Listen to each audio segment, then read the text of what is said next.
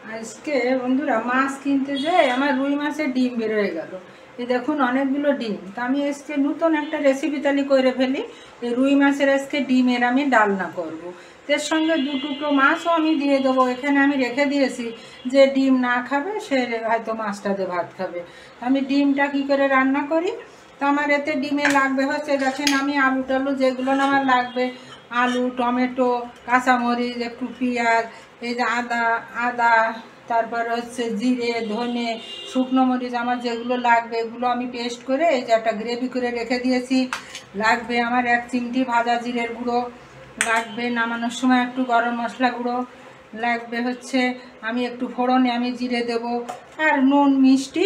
আর আমি যখন কষাবো তখন এই যে আমি হালকা 2 চামচ মতো টক দই রেখেছি। তা আমি মাছটা ডিমগুলো আর এই মাছ, ডিম, আলু এগুলো আমি তাহলে ভেজে নিয়ে আসি। আমি গ্যাসটা এখন অন করে দিই বন্ধুরা। আর যতদূর সম্ভব পারবেন এটাকে সরষের তেলে রান্নার চেষ্টা করা, কেন সরষের তেলে রান্না করলে আমি এই মাছটা ভেজে নেব, আমি এই সাদা তেলেই আমি মাছগুলো ভেজে নেব। কড়াইটা আমার গরম হোক। আর যখন এই ডিমটা ভাজা হবে, ডিমটা ভাজার সময় কিন্তু তেলটা কম দিতে হবে, নাহলে জানেন তো ডিমটা শুধু ছোটে। ডিমটা আমার পরিবারের সবারই এই ডিমের ডালনাটা খুব একটা প্রিয় খাবার, কিন্তু এখন তো পাওয়া যায় না। আজ বাজারে যে ডিমের দাম করছি, রুই মাছ 320 টাকা, কিন্তু ডিম চাই হচ্ছে 480 টাকা কেজি। এটা কি সম্ভব কখনো বলেন? তা 2 কেজির মাছ কিনতে যেয়ে ওতে ডিম বেরিয়ে গেল। তো মনে করলাম যাক, সাপে বর হলো, ডিমটা আজকে রান্না করা যাবে, একটা রেসিপি হবে। আমি ডিমটা কি করে ভেজে নিই দেখুন। ডিমটা আরও আমার তেলটা একটু বেশি হয়ে গেছে, আরও একটু কম তেলে হলে ডিমটা ভাজা ভালো হয়, ডিমটা ফোটে না। আমার ডিমটা একটু বেশি হয়ে গেল। আমি ডিমটা দেখুন এইভাবে, এই যে একটু লবণ মাখিয়ে নিয়েছি, একটু হলুদ মাখিয়ে নিয়েছি। এই যে ডিমটা আমি আঁচটা কমিয়ে দিয়ে দেবো। আমি ডিমটা এইভাবে হচ্ছে ভেজে, তত সময় আমি ভেজে নিয়ে আমি তুলে নিয়ে আসি। দেখুন ডিমটা আমার ভাজা হয়ে গেল। ডিমটা ভেজে নিয়ে দেখেন দ্বিগুণ হয়ে গেল। তবে একটা কথা বলে রাখি, অনেকে ডিমের ভিতরে হয়তো মশলাপাতি দেয় বা হচ্ছে আটা চালের গুঁড়ো দেয়, কিন্তু কিছুই লাগে না। ওটা যদি আমি দিই তাহলে আমার ডিমের স্বাদটা একেবারেই, মানে আসল যে স্বাদটা ওটা আমি পাবো না, বুঝছেন? তাই আমি ডিমটা কী করেছি, ধুয়ে পরিষ্কার করে নিয়ে থালার উপর রেখে একটু লবণ, একটু হালকা হলুদটা কম, একটুখানি হলুদ দিয়ে আমি এই যে ডিমটা এভাবে ভেজে রেখেছি। এটা ডিমটা ভুনাও করা যায় পেঁয়াজ দিয়ে, যে যেমন খাবে। আমি আজকে ভুনা করব না, আমি আজকে এমনি ডিমের ডালনা রান্না করব আলু দিয়ে। এরপরে আমি কি করব, আমি আলুগুলো ভেজে নিই। আমি আলুগুলো তাহলে আমি আলুগুলো ভেজে নেব। আলুগুলো একদম লাল লাল করে, আমি এই আলুগুলো লাল লাল করে একেবারে, আলুগুলোতে একটু হলুদ দিয়ে ভাজবো না, যাতে আমার আলুগুলো না পড়ে। আমি হালকা, এই দেখুন 1 চিমটি, হালকা 1 চিমটি লবণ দিয়ে আমি আলুটা ভেজে নিয়ে, আমি হালকা ভেজে নিয়ে আমি আসি। দেখুন আলুগুলো আমি একেবারে লাল লাল করে ভাজবো। তাই আপনাদের মাদার কিচেনে সুস্বাগত। এই রান্নাটা বন্ধুরা এত সুন্দর লাগে জানেন। আগে তো লোকজনও বেশি ছিল, এখন আমার পরিবারের লোক সংখ্যাও কম। তাই বাজারে যখন প্রতিদিনত যাওয়া হতো, আমি তো যাইনি, আমার পরিবারের কর্তা গিয়েছেন, তখন ওই প্রচুর ডিম পাওয়া যেত, ডিম আনতো। আমার ছেলেদেরও অনেক পছন্দের এই ডিমটা। এখন নিয়মিত বাজারেও যাওয়া হয় না, বাজারে না গেলে তো মাছের ডিমটা পাওয়া যায় না। আগে যেমন আমরা ইলিশ মাছের ডিম, আমার শ্বশুরমশাই যখন ছিলেন, আমাদের এই উনুনের উপরে খালই ছিল, তখন তো ফ্রিজ ছিল না। তো আমার শাশুড়ি মাকে দেখেছি উনুনের উপরে ওই খালইতে করে ডিম উনুনের পিঠে শুকিয়ে শুকিয়ে রাখা হতো। আর সারা বছর ধরে কি করে যে ভালো থাকতো আমি জানি না। সারা বছর ধরে ওই ডিমটা ধুয়ে তারপরে রান্না করা হতো, উনুনের উপরে একটা খালই ঝুলানো থাকতো। তা কোথায় সেই দিন গেল, এখন যে ইলিশ মাছের ডিমও বাজারে কাটে না, ডিম পাওয়া যায় না। এই দেখুন কি সুন্দর লাল লাল করে আমি ভেজে নেবো, অনেক সুন্দর করে ভেজে নিয়ে, ওই যে আমি 2 পিস আমি করেছি, 2 পিস আমি মাছ রেখেছি, আমি এটা উঠিয়ে নিয়ে আমি ওই 2 পিস মাছও আমি ভেজে নেবো। যে বলবে যে আমি ডিমটা আমি খাবো না, সবার তো পছন্দ একরকম নয়, তখন আমি কি করব, ওইটাকে আমি এই মাছটা না হলে আবার আমার ফ্রিজ থেকে বের করব, সে মাছটাকে ঠান্ডা করব, ভাজবো, তারপরে তো আমি দিব। অত ঝামেলার আমার দরকার কি, আমি মাছ দুটোকে ভেজে নিয়ে তারপরে আমি আসছি। মাছ দুটো ভেজে নিয়ে আমি পুরো রেসিপিতে তখন হচ্ছে আমি চলে যাব। মাছের তেলে মাছ ভাজা, মাছের তেলটাই আছে। এই দেখুন, আমি আরেকটু সর্ষের তেল দিয়ে দেবো। হ্যাঁ, হালকা করে সর্ষের তেল, সবসময় তো সর্ষের তেল খাওয়া যায় না, খাই না। তাই এবার আমি মাছটা হচ্ছে এই দেখুন আমি মাছ ভেজে নিয়ে ডিম ভেজে নিয়ে এসেছি। এবার আমি মাছটায় ফোড়ন দেবো। আমি ফোড়নটা কি দেবো, ফোড়নটা আমি দিয়ে দিচ্ছি, আমার গাছ লাগিয়েছি আমি ছোট্ট একটা গাছ, আমার গাছেরই এই তেজপাতা, একটা শুকনো মরিচ, হ্যাঁ এটা আমি দিয়ে দিলাম। একটুখানি গরম মশলা দিয়ে দিলাম, দারচিনি, এলাচ, লবঙ্গ, গোলমরিচ, হালকা একটু জিরে ফোড়ন দিয়ে দিলাম। জিরে ফোড়নটা দেওয়ার পরে আমি এবার এই যে আমি আপনাদের দেখিয়ে রেখেছি জাস্ট একটা ছোট্ট একটা পেঁয়াজ, যাতে আষ্টে গন্ধটা না আসে, আমি এই যে একটুখানি এই যে পেঁয়াজ আমি দিয়ে দিলাম। বেশি আমি দেবো না, সামান্য একটু পেঁয়াজ আমি দিয়ে দিলাম। পেঁয়াজটা আমার লাল লাল করে ভাজাবো।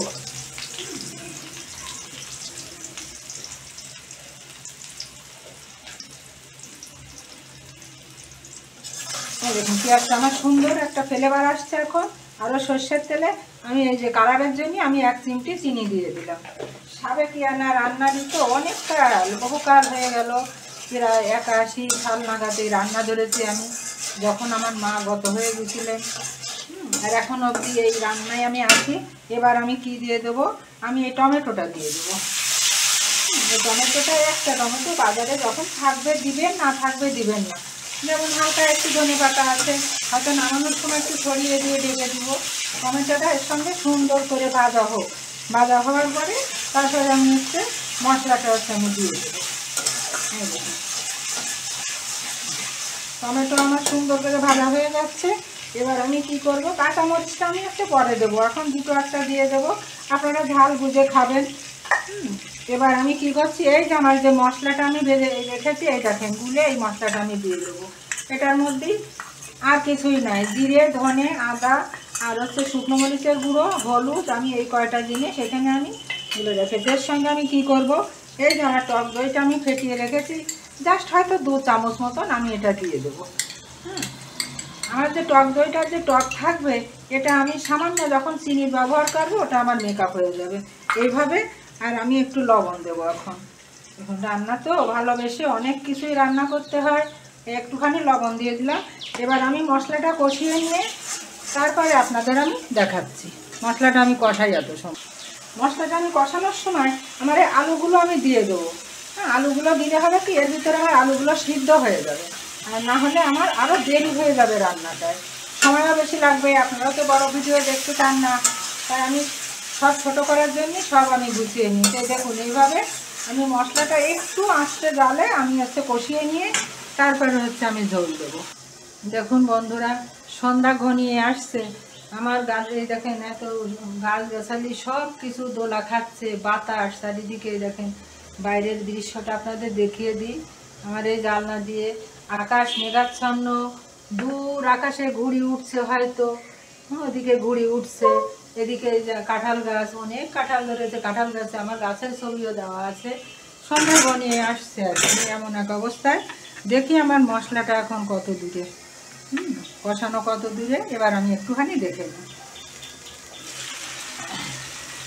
দেখুন কালারটা, সন্ধ্যাবেলারই তো আলোটাও আমার কম আছে, কালারটা যা এসেছে। এই যে টমেটোগুলো খুব সুন্দর, আজ আমি বাজার থেকে এনেছি। এখন তো টমেটোর সিজন শেষ, ছোট্ট ছোট্ট টমেটো, কিন্তু কী যে টুকটুকি, একেবারে টুকটুকি বুড়ির মতন লাল, খুব সুন্দর। দেখুন বন্ধুরা, আমার এই আলুগুলো আজকাল আলু সেদ্ধই হতে চায় না, এত সুন্দর করে ভেজে নিয়েছি, তবুও আলু গলতে দেরি হয়। এবার আমি কি করব, আপনারা আমার মাদার কিচেন মানেই তো জানেন, বুঝছেন। মাদার কিচেন মানে আমি কিন্তু গরম জলে রান্না করি। আমার আর একটা চুলোতে আমার এই গরম জল থাকে, আমি একবার না আমি 3 বার করে করে আমি জলটা দেবো, যাতে আমার গ্রেভিটা স্মুথ হয়। রান্নার কতগুলো কৌশল আছে, টিপস আছে। আমাদের তো অনেক বয়স হয়েছে, এখনকার মায়েরা অনেক কিছুই তাদের শেখার আছে, অনেকে পারে অনেকে পারে না, কিন্তু কিছু কিছু টিপস যদি এইসব মায়েরা বা মেয়েরা ফলো করে, আমাদেরও রান্না খুব আস্তে আস্তে ভবিষ্যতে সুন্দর পোক্ত হয়ে যাবে রান্নাঘাটটা। সেই 2 বার আমি দিলাম, আর একবার দেওয়ার পরে আমার যতটুকু পরিবার অনুযায়ী জল লাগবে আমি ততটুকু আমি দিয়ে দেব। আর অনেকে মনে করে মশলা দিলে রান্নায় স্বাদ হয়, তা কিন্তু নয় বন্ধুরা। হ্যাঁ, মশলা দিলেই রান্না স্বাদ হয় না, রান্নার কিছু কিছু কৌশল আছে। কখন লবণ দিতে হয়, কতটুকু জাল দিতে হয়, কখন মাছ মাংস ছেড়ে দিতে হয়, এগুলোর অনেক টিপস আছে ছোট ছোট। তা আমি এবার আমার পুরো জলটা দিয়ে দেবো, আমার যতটুকু লাগবে, কারণ একটু ঝোল ঝোল মাখা মাখা হবে তো, 4-5 জন মিলে সবাই খাবো। তাই এই ঝোলটা দিয়ে আমি হচ্ছে এবার ঢেকে দেবো। হ্যাঁ, আমি এই ঝোলটা দিয়ে ঢেকে দিলাম, ডিমটা আমি পরে দেবো। ঢেকে দিলাম, ততক্ষণে সঙ্গেই থাকুন আপনারা। দেখি আমার কত দূর রান্নাটা। এবার আমি এই ডিমগুলো, এই ডিম মাছ আমি সব হচ্ছে এই যে 2 টুকরো মাছ আমি বলেছি দিছি, আর এই ডিমগুলো আমি একে একে সব সাজিয়ে দেবো জলের উপর দিয়ে। আমি মাত্রা ছাড়া জাল দেবো না এটা, কেননা অতিরিক্ত জাল হয়ে গেলে কোনো জিনিসই ভালো লাগে না। আর একটা টিপস আপনাদের বলি, আপনারা ঝোল তরকারি এমনি কষানোর সময় দিবেন, কিন্তু মাত্রা ছাড়া কখনো লবণ দিয়ে জাল দেবেন না। আর একটু ধনেপাতা কাঁচামরিচ আছে, এটা আমি নামানোর সময় একটু গরম মশলা ছড়িয়ে দিয়ে আমি নামিয়ে নেব।